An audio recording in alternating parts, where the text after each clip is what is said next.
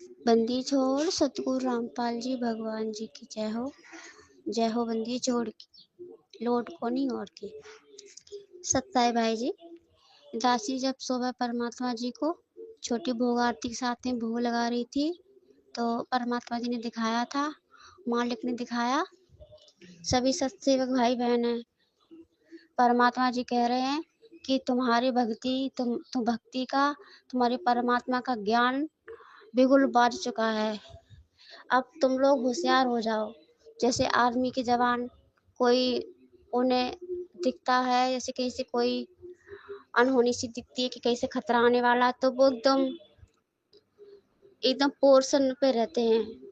उनका बस उनके मालिक का इंतजार रहता है कि कब बॉर्डर दे और कब हम आक्रमण करें अपने दुश्मनों पर। इसी तरह से अब काल एकदम से बौखला उठा है, जब से पांच पांच बाती बाती की दीपक जला है ना।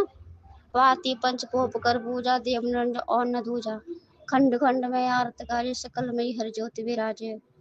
जब से वो इतनी बुरी तरह से पागल हो गया कि उसका सुख चैन सब कुछ खो गया है। अब वो बौखला रहा है। तुम्हें कमर कस से लेनी है, हथियार अपने साथ रखने हैं। परमात्मा जी दिखा रहे हथियार हमारे भक्ति बोध है। हम सभी लोग अपने अपने हाथ में चलते जा रहे, आर्मी के जवान अपने अपने हथियार उठाते जाते हैं। इसी तरह से परमात्मा जी वहां पर खड़े हैं और बहुत अच्छे से मुस्कुरा रहे हैं। जैसे कभी कभी कोई जैसे दरवाजे पे खड़ा हो जाता है, दरवाजे को पकड़ के ऊपर की चौखट, इसी तरह से परमात्मा एक वहां पे मैदान सा, वहां पे एक कुछ है, वहां पे दरवाजा सा है, वही परमात्मा जी उसको पकड़ के खड़े हैं और कह रहे तुम अपने अपने हथियार को संभालो, पोजीशन को संभालो। और बगल में अपने लोगों के कमर में परमात्मा ने एक फेंटा सा बांध दिया, लाल कलर का है। जैसे कि हमने देखा होलियों के समय में ग्वाली लोग बांध लेते हैं, एक सर में और एक कमर में। तो हमारे सर पे तो नहीं है, हम सभी भाई बहनों के कमर पे परमात्मा ने बांध दिया है। वो अपने हाथों से परमात्मा ने बांधा उसको। कह रहे बच्चों अपने अपने हथियार उठाओ। तो सभी लोग हथियार उठा रहे हैं, हथियारों में भक्ति बोध है, सो सभी लोग अपनी अपनी भक्ति बोध उठाते जा रहे हैं और आरती सुमरन करते जा रहे हैं। और ज्ञान को आधार बनाए परमात्मा करे, जो तुम्हारा ज्ञान है ना, वज्र है, वज्र ये तुम्हारा हथियार है, इसके आगे सारे हथियार फेल। और जैसे ही काल ने एकदम से अपन पे आक्रमण किया, दासिक तो रोना आ रहा बीच बीच में, एकदम से अजीब सा लगता है। तो जैसे उसने आक्रमण किया, परमात्मा जी हमारे पीछे ही खड़े हैं, बिल्कुल हमें डरने नहीं दे रहे। और जैसे ही आक्रमण किया उसने, काल ने, और जैसे सभी लोग अपने अपने मंत्र का जाप कर रहे हैं, कोई प्रथम नाम का, कोई सतनाम का। और जो सतसेवक भाई बहन है, जो संकल्प दीक्षा से जुड़े हुए हैं, वो अपने नाम नहीं आ रहा, समृत साहिब उजागर की वाणी का कर रहे हैं। तो एकदम ऐसे उसमें से एकदम जैसे तेज निकल रहा है, जैसे परमात्मा सत्संग बताते ना, जब परमात्मा प्रथम बार उस काल से मिलने आए थे, तो परमात्मा ने सतनाम का जाप किया था, तो वो एकदम पाताल लोक में गिरा था जाके। उसके पंख एकदम से कट गया, से पक्षियों की तरह फड़फड़ा रहा था। इसी तरह आया तो वो बहुत तेज में एकदम ऐसे आया, जैसे कि शेर गरज रहा हो। जैसे ही सभी भाई बहनों ने अपने अपने सतनाम का प्रथनाम का जाप किया, उसी समय वो एकदम असहाय हो गया, जमीन में धड़ाक से न गिर पाया। फिर तो उसकी आवाज ऐसे रहेगी कुत्ते की तरह, जैसे कुत्ते नहीं गुर्राते हैं खिसिया आके, इसी तरह से गुर्रा रहा है। फिर परमात्मा पीछे से खड़े होकर हंस रहे, कह रहे तुम सबको किसी को भी डरना नहीं है, आगे कदम बढ़ाओ। फिर सभी भाई बहन अपनी अपनी भक्ति बोध लेके आगे बढ़ते जा रहे हैं। और वो एकदम से ना फिर कुछ नहीं कह पा रहा है, बेचारा साइड में पड़ा रह गया। फिर परमात्मा जी ने दिखाया है कि डायन आ रही है और समय हमारे पास बहुत कम बचा है, विनाशकारी समय बिल्कुल नज़दीक है। इसलिए जो ये सेवा चल रही है ना थालियों की, बहुत जल्दी से जल्दी पूरी होनी चाहिए। हर घर में जल्दी से जल्दी ये सामग्री पहुंचनी चाहिए। तो इसके लिए परमात्मा जी ने सुरजीत भगत जी को बोला है कि आप सेवा में सहयोग दो, पवन भैया का। और रामेश्वर भगत जी कटनी वाले, उनसे बोला है। और हरियाणा कुरुक्षेत्र के भैया हैं राजेंद्र दास भगत जी को, उनको परमात्मा ने इतना बोला है कि तुम्हें आना है तो आओ, नहीं आना है तो मत आओ। और जो सुरजीत भगत जी हैं बंगाल से, और कटनी से जो रामेश्वर भगत जी, इनको परमात्मा ने आदेश दिया कि तुम्हें हमारा आदेश है, तुम दोनों पवन का साथ दो जा करके जाओ। उसके पास समय कम है और उसकी थोड़ी तबीयत भी अब ठीक कम रहती है और काम ज़्यादा है। 1 महीने के अंदर अंदर ही काम, मतलब जल्दी से सब सामग्री भाई बहनों तक पहुंच जानी चाहिए। फिर क्या थोड़ा बहुत काम रह जाएगा तो फिर तो पवन संभाल लेगा। तो 3 भाइयों को आपके जो बेटे पवन भैया, आपके बड़े बेटे लक्की भैया, उनको बोला परमात्मा जी ने, और सुरजीत भगत जी और रामेश्वर भगत जी, इन 3 भाइयों को बोला परमात्मा मेरा आदेश है कि तुम सामग्री जल्दी से जल्दी भाई बहनों तक पहुंचाओ। फिर सुरजीत भगत जी कह रहे हैं, मतलब उनके घर पे थोड़ी दिक्कत आई, खाने पीने की व्यवस्था कैसे क्या होगी। तो परमात्मा जी कह रहे हैं उसकी चिंता मत करो, 1 महीने तक का खाने का इंतजाम तुम्हारा कर दिया जाएगा, उसकी व्यवस्था कर दी जाएगी, उसकी चिंता मत करो। तो उधर से तो सुरजीत भगत जी चल दिए अपने अपने झोला बैग जो भी उनका सामान लेके। इधर से कटनी वाले भैया जी रामेश्वर भगत जी चल दिए। और पर दासी ने बोला कि परमात्मा, दासी का क्या काम है, दासी को भी कोई सेवा दे दो। परमात्मा कह रहे तेरा काम बस इतना है, जो तुझे मैं दिखाऊं वो पौनैया तक मैसेज कर, संदेशा पहुंचा। और पवन भैया का काम है उसका निष्कर्ष निकालना, उसको चिंतन मनन, उसका मंथन करना, फिर सभी संगत में भाई बहनों को बताना।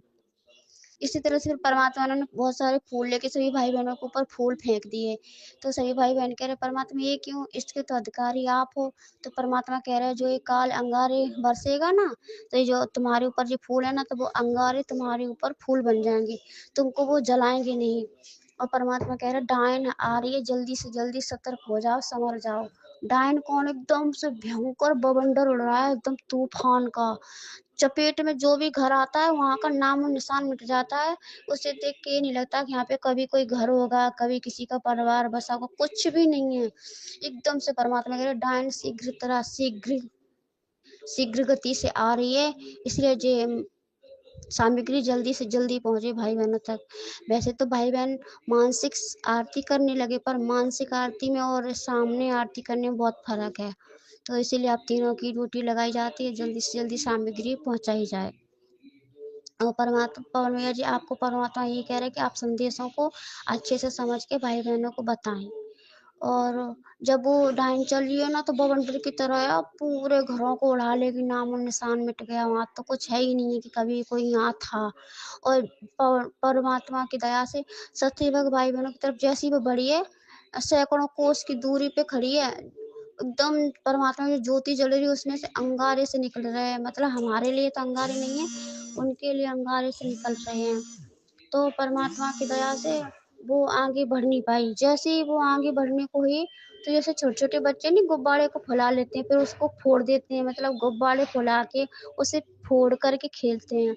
इसी तरह से जैसे ही वो सत्संगों की तरफ बढ़ने को हुई, पहली बात तो आगे वो कदम बढ़ा ही नहीं पा रही। उसकी ऊर्जा जो 5 ज्योति जल रही है, इसकी इतनी ऊर्जा, इतनी इसमें इतनी शक्ति निकल रही है कि आदमी आगे कदम बढ़ा ही नहीं पा रहा है, बुरी शक्तियां। तो वहां से एकदम से फटाक सी ना गुब्बारे की तरह से फूट गई है, और आसमान की तरफ उड़ती चिल्लाती हुई जा रही है। इस तरह से चिल्ला रही है जैसे कि कोई, मतलब वो जल जाता है, जलने के बाद जला निकल के भगता है, जैसे होलिका जली थी प्रहलाद के साथ में। इसी तरह से जो शक्तियां है ना, जो परमात्मा ज्योति में से प्रकाश निकल रहा है, जो 5 ज्योति जलाई जा रही, इसकी ज्योति से वो इतनी बुरी तरह से घायल हुई, चिल्लाती हुई आसमान की तरफ उड़ती जा रही है, ससेबों की तरफ बिल्कुल नहीं बढ़ पाई है। बस परमात्मा जी ने इतना ही दिखाया, और कुछ याद आ जाएगा तो बाद में दासी बता देगी। बंदी छोड़, सतगुरु रामपाल जी भगवान जी की जय हो। और परमात्मा जी कह रहे हैं तुम्हें एकदम हर पल सतर्क रहना है, और कमर कस के बांधनी नहीं है, क्योंकि बिगुल बढ़ चुका है और नाद शंख बज चुका है परमात्मा की भक्ति का। अब आमना सामना है, और तुम्हें घबराना नहीं। जैसे आर्मी के जवान लड़ने को बिल्कुल पीछे नहीं हटते, वो आगे कदम बढ़ाते जाते, क्योंकि उन्हें पता है उनकी सरकार का हाथ पीछे, उनका कर्नल होता है ना, उससे उससे सपोर्ट होता है। जबकि कर्नल तो कुछ भी नहीं कर सकता, अगर मौत आ गई तो कर्नल थोड़ी बचा पाएगा, वो तो मारा जाएगा। इसलिए तुम्हारा कर्नल तुम्हारा परमात्मा है, और तुम उसके जवान हो। और जो टुच्चे मुच्चे होंगे, जो मतलब दृढ़ता के लोग नहीं होंगे, उन्हें इस मिशन से निकाला जाएगा। इसमें शेर दिल चाहिए, जज्बात। जो सर धड़की बाजी लगा दे, अगर गुरु जी कहें बेटा कूद जा आग में, तो कूद जाना है, पीछे मुड़ के नहीं देखना।